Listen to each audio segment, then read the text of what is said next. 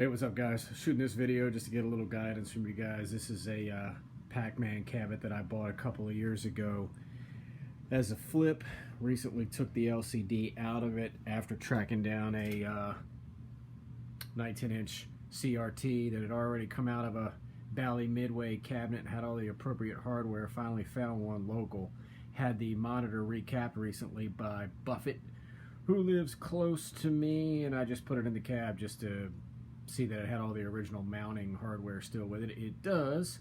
So as you can see, they've installed a power switching supply and they've wired it for JAMA and all that kind of stuff. It's currently got one of the 60-in-1s in it, which I'm going to try and upgrade to an arcade SD. But first things first, to try to get a little guidance as to where I ought to go next. The most pressing issue that I see at the moment is the guy who flipped this thing hacked into the original harness coming from the isolation transformer in order to install this power cord here that was running to the LCD, which I have since removed, and just want to know if I'm going to have to try and track down like an original set of schematics for a Pac-Man cabinet to figure out how to basically get rid of this power cord altogether in order to reconnect it to the